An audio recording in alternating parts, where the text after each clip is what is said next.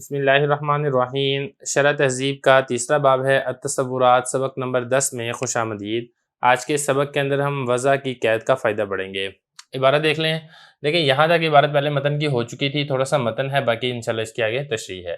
وَإِن كَثُرَ فَإِن وُزِيَ لِكُلٍّ ابْتِدَاءً فَمُشْتَرَكٌ وَإِلَّا فَإِنِ اشْتُهِرَ فِي الثَّانِي فَمَنْقُولٌ يُنْسَبُ إِلَى النَّاقِلِ وَإِلَّا فَحَقِيقَةٌ وَمَجَازٌ إِنِ اتَّحَدَ أَيْ إِنْ وَحُدَ مَعْنَاهُ مع تشخصه أي جزئيته وزن بحسب الوضع دون الاستعمال لأن ما يكون مدلوله كليا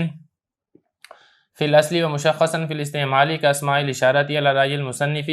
لا يسمى علما، وها هنا كلام وهو أن المراد بالمعنى في هذا التقسيم إما الموضوع له تحقيقا أو ما استعمل فيه اللفظ سواء كان وضع اللفظ بإزائه تحقيقا أو تعويلا، فعلى الأول لا يصح ود الحقيقة والمجاز من أقسام متكسر المعنى، وعلى الثاني يدخل نحو اسماء الاشارة على مذهب المصنف في متكسر المعنى ويخرج عن متحد المعنى فلا حاجة في اخراجها الى التقييد بقوله وضع۔ ترجمہ دیکھ لیں۔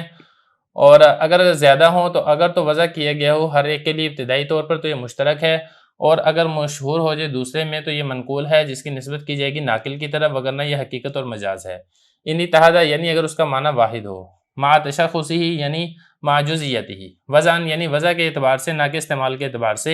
اس لیے کہ وہ چیز جس کا مدلول کلی ہو اصل کے اعتبار سے اور وہ جزئی ہو استعمال میں، جیسا کہ اسماء اشارہ، مصنف کی رائے میں اس کا نام علم نہیں رکھا جائے گا، اور یہاں پر کلام ہے، اور وہ یہ ہے کہ مراد معنی سے اس تقسیم میں یا تو موضوع لہو حقیقتاً ہے یا موضوع لہو وہ ہے جس میں وہ لفظ استعمال ہو رہا ہے، برابر ہے کہ لفظ کی وضع اس کے مقابلے میں حقیقتاً ہو یا پھر مجازاً ہو۔ تو پہلے قول پر صحیح نہیں ہے حقیقت اور مجاز کو متکسر المعنی کی اقسام میں شمار کرنا، اور دوسرے قول پر اسماء اشارہ وغیرہ داخل ہو جائیں گے مصنف کے مذہب پر متکسر المعنی میں، اور وہ نکل جائیں گے وحدت معنی میں، لہذا ضرورت نہیں ہے اس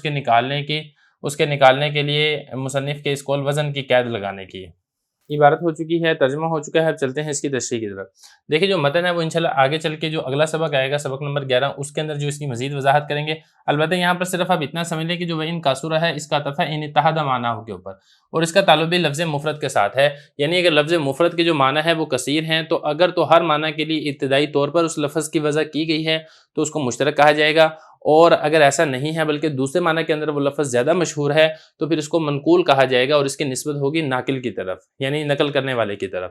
اور اگر ایسا بھی نہیں ہے یعنی کسی معنی کے اندر مشہور بھی نہیں ہے بلکہ دونوں معنی کے اندر برابر استعمال ہوتا ہے تو پھر اس کو حقیقت اور مجاز کہا جائے گا۔ تو خلاصہ کلام یہ ہے کہ اگر لفظ کا معنی واحد ہو تو پھر تو وہ علم ہے، اور اگر لفظ کا معنی واحد نہیں ہے بلکہ کثیر ہے تو پھر اس کثیر کی 3 قسمیں بنیں گی، ان میں سے ایک مشترک ہوگا، اور دوسرا ان میں سے منقول ہوگا، اور تیسرا ان میں سے حقیقت اور مجاز ہوگا۔ یہ تو ہوگی متن کی عبارت۔ اب آگے چلتے ہیں شرح تہذیب کی عبارت کی طرف۔ ان اتحدہ ای ان وحدہ معناہ، دیکھیں اتحدہ کا جو معنی ہے وہ علامہ یزدی نے وحدہ معناہ کے ساتھ کیا ہے، اس کی کیا وجہ ہے؟ دیکھیں ایک اعتراض ہو سکتا تھا ماتن کے اوپر، اسی اعتراض کا جواب یہاں پر دیا جا رہا ہے۔ اعتراض یہاں پر یہ ہو رہا ہے کہ اتحدہ یہ ماضی کا صیغہ ہے اور اس کا مصدر آتا ہے اتحاد، باب اس کا افتعال ہے، اور اتحاد 2 چیزوں میں ہوتا ہے، اور جبکہ یہاں پر تو بات ہو رہی ہے مفرد کی، مفرد تو ایک چیز کو کہتے ہیں، تو ایک میں اتحاد 2 چیز کیسے آ سکتی ہیں؟ تو یہ ایک اعتراض ہوتا تھا، تو اسی اعتراض کا جواب وحدہ نکال کے دیا جا رہا ہے کہ دیکھیں اگرچہ یہ باب افتعال ثلاثی مزید فی ہے، لیکن یہ مزید فی ہونے کے باوجود مجرد وحدہ کے معنی کے اندر ہے، تو جب یہ وحدت ہے تو پھر اس کے اندر اتحاد نہیں ہے اور 2 چیزوں کی ضرورت بھی نہیں ہے۔ اس کے بعد آگے دیکھیں مع تشخصہ ای جزئیتہ، یہ بھی ایک اعتراض ہو سکتا ہے جس کا جواب یہاں پر دیا جا رہا ہے۔ دیکھیں تشخص کے اوپر اعتراض ہوتا ہے، اعتراض یہاں پر یہ ہوتا ہے کہ تشخص کا معنی ہے شکل و صورت، تو اس معنی کے اعتبار سے مطلب یہ بنے گا یعنی وہ لفظ مفرد جس کا معنی واحد ہو اپنی شکل و صورت کے اعتبار سے، اور یہاں پر پھر اعتراض یہاں پر یہ ہوگا کہ یہ جو معنی ہے شکل و صورت والا، یہ والا معنی درست نہیں ہے، کیونکہ جو لفظ مفرد کی بات ہو رہی ہے، لفظ مفرد یہ کلی ہے اور کلی ایک ہی شکل و صورت نہیں ہوتی ہے، یہ اعتراض ہے، اسی کا جواب جزئیت ہی نکال کر دیا جا رہا ہے۔ جواب کا خلاصہ یہ ہے کہ دیکھیں جو تشخص ہے اس کو جزئیت لازم ہے، تو جزئیت ہے یہ ہے لازم اور تشخص یہ ہے ملزوم، تو اصل میں ہوا یہاں پر یہ ہے کہ ملزوم بول کر لازم جزئیت مراد لیا گیا ہے، اور اس طریقے سے کرنا جائز ہوتا ہے، تو جزئیت ہی نکال کر یہی بتانا چاہ رہے ہیں کہ یہاں پر تشخص سے مراد جزئیت ہے۔ اس کے بعد آگے دیکھیں وزن۔ دیکھیں جو ماتن رحمۃ اللہ علیہ نے جو وزن کی قید لگائی ہے، یہ وزن کی قید کیوں لگائی ہے؟ تو بتانا ہی چاہ رہے ہیں کہ جو وزن کی قید ہے یہ اسماء اشارہ اور مضمرات وغیرہ کو نکالنے کے لیے لگائی ہے۔ تو اصل میں آپ یہاں پر یہ سمجھ لیں کہ جو اسماء اشارات ہے اور مضمرات ہے اس کے بارے میں میر سید شریف جرجانی رحمۃ اللہ علیہ اور علامہ تفتزانی اس کا اختلاف ہے۔ جو علامہ جرجانی رحمۃ اللہ علیہ ہیں وہ فرماتے ہیں کہ دیکھیں ان کی جو وضع ہے، ان کی وضع یعنی اسماء اشارات اور مضمرات، جو ان کا معنی موضوع لہو ہے وہ بھی جزئی ہے اور ان کا استعمال وہ بھی جزئی ہے، جبکہ علامہ تفتزانی فرماتے ہیں کہ نہیں، ان کا جو مدلول ہے یعنی وہ معنی جس کے لیے اسماء اشارات اور مضمرات کو وضع کیا گیا ہے وہ معنی موضوع لہو، وہ اس کا جو مدلول ہے وہ جزئی نہیں بلکہ وہ کلی ہے، البتہ اس کا جو استعمال ہے وہ استعمال اس کا جزئی ہے۔ تو بتانا یہ چاہ رہے ہیں کہ جو اسماء اشارات ہیں اسی طریقے سے مضمرات ہیں، یہ وزن کی قید سے، یہ علم ہونے سے نکل جائیں گے، جبکہ میر سید شریف جرجانی رحمۃ اللہ علیہ کے نزدیک چونکہ اب بطور وضع کے بھی یہ جزئی ہیں، لہذا یہ علم کی تعریف کے اندر داخل اور شامل ہوں گے۔ تو یہ بتانا چاہ رہے ہیں کہ وضعاً یعنی وضع کے اعتبار سے، نہ کہ استعمال کے اعتبار سے، اس لیے کہ ہر وہ چیز جس کا مدلول یعنی اس کا جو معنی موضوع لہو ہے وہ کلی ہو اصل میں بطور یعنی کہ وضع میں، البتہ مشخص کا مطلب جزئی، استعمال کے اندر جزئی ہو، جیسے کہ اسماء اشارہ ہیں، مصنف رحمۃ اللہ علیہ کی رائے کے مطابق ان کا نام علم نہیں رکھا جا سکتا ہے۔ اس کے بعد آگے دیکھیں وہاں ہونا کلام، یہ اصل میں ایک اعتراض ہو رہا ہے جس کے بارے میں یہاں سے وضاحت کی جا رہی ہے۔ اعتراض سے پہلے اب یہاں پر یہ سمجھے کہ دیکھیں یہ جو متن ہے نا وَإِن کاسورہ، یہ جو وَإِن کاسورہ ہے اس کا عطف ہے ان اتحد معنیٰ کے اوپر، یعنی اس کا معنی واحد ہو اگرچہ اس کا معنی کثیر ہو۔ تو اب مطلب یہ بنے گا کہ جب اس کا عطف اس کے اوپر ہے یعنی اتحدہ کے اوپر، تو یہ بنے گا معطوف علیہ اور یہ بنے گا معطوف،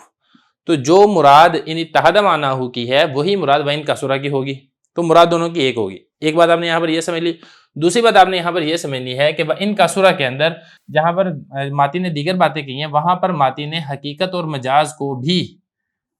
کاسورہ میں داخل کیا ہے، یعنی جو حقیقت اور مجاز ہے یہ بھی متکثر المعنی ہے۔ دو باتیں ہوگی۔ تیسری بات آپ نے یہاں پر یہ سمجھنی ہے کہ حقیقت اور مجاز متکثر المعنی کیسے ہے۔ دیکھیں حقیقت اور مجاز متکثر المعنی اس اعتبار سے ہے کہ لفظ ہے، لفظ بول کر کبھی حقیقی معنی مراد لیا جاتا ہے اور کبھی مجازی معنی مراد لیا جاتا ہے۔ تو لفظ ایک ہے، معنی مرادی دو ہیں، تو جب اس کے معنی مرادی دو ہیں تو اسی لیے کہا گیا کہ حقیقت اور مجاز متکثر المعنی ہے۔ تین باتیں ہوگی۔ چوتھی بات آپ نے یہاں پر یہ سمجھنی ہے کہ دیکھیں جو آپ نے یہ کہا تھا کہ لفظ کا معنی واحد ہو، تو واحد سے مراد کیا ہے؟ واحد سے مراد آیا اس کا حقیقی معنی واحد ہو یا پھر اس کا وہ والا معنی واحد ہو جس معنی کے اندر اس لفظ کو استعمال کیا جا رہا ہے۔ اگر تو آپ یہ کہیں کہ اس سے مراد اس کا حقیقی معنی واحد ہونا چاہیے تو تب بھی درست نہیں ہے، اور اگر آپ یہ کہیں کہ اس سے مراد یہ ہے کہ جس معنی میں اس لفظ کو استعمال کیا جا رہا ہے معنی مستعمل فی وہ واحد ہے، تو تب بھی درست نہیں ہے۔ کیسے درست نہیں ہے؟ دیکھیں درست اس اعتبار سے نہیں ہے کہ اگر آپ یہ کہتے ہیں کہ اس سے مراد اس کا معنی حقیقی واحد ہو تو تب درست اس لیے نہیں ہے کہ اس وقت جو حقیقت اور مجاز جس کو ماتی نے متکثر المعنی کی قسم شمار کیا تھا، متکثر المعنی میں شمار کیا تھا، تو اس وقت یہ متکثر المعنی سے نکل کر یہ حقیقی معنی کے اندر داخل ہو جائے گا، اس لیے کہ حقیقت اور مجاز ان دونوں کا معنی حقیقی ایک ہی ہوتا ہے، اور جو مجاز ہے اس کا تو معنی موضوع لہو حقیقی ہوتا ہی نہیں ہے بلکہ وہ مجازی ہوتا ہے۔ تو لہذا خلاصہ یہ نکلے گا کہ اس وقت ماتی نے جس کو حقیقت اور مجاز کو متکثر المعنی میں شمار کیا ہے، اس کو متکثر المعنی میں شمار کرنا درست نہیں ہوگا اگر آپ اس سے جو معنی واحد ہے وہ معنی حقیقی مراد لیتے ہیں، اور اگر آپ یہ کہتے ہیں کہ لفظ مفرد کا معنی جس کے اندر اس کو استعمال کیا گیا ہے اس معنی کے اندر وہ واحد ہے، یعنی معنی مستعمل فی کے اندر واحد ہے، تو تب بھی یہ درست نہیں ہے۔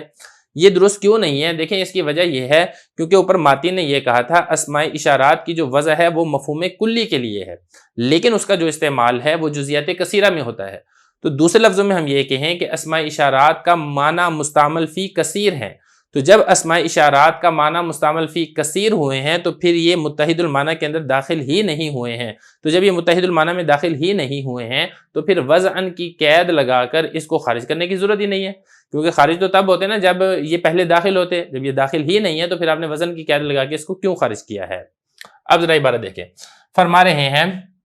وہاں ہونا کلام، یہاں پر ایک کلام ہے اور وہ یہ ہے کہ مراد معنی سے اس تقسیم میں کیا ہے، یا تو معنی موضوع لہو تحقیقی، تحقیقی سے مراد حقیقی، اگر تو آپ یہ کہتے ہیں کہ حقیقی معنی موضوع لہو مراد ہے تو تب بھی یہ درست نہیں ہے، یا پھر آپ یہ کہیں گے اس سے مراد وہ معنی ہے جس کے اندر اس لفظ کو استعمال کیا جا رہا ہے، چاہے اس لفظ کی وضع اس کے مقابلے میں حقیقی ہو یا پھر اس کے مقابلے میں مجازی ہو۔ اگر تو آپ پہلا معنی مراد لیتے ہیں یعنی لفظ کی وضع اس کے حقیقی معنی کے اندر ہو رہی ہے تو پھر اس وقت حقیقت اور مجاز کو متکثر المعنی کی قسم میں شمار کرنا درست نہیں ہوگا، کیونکہ اس وقت جو حقیقت اور مجاز ہے وہ معنی حقیقی کی قسم بن جائیں گے،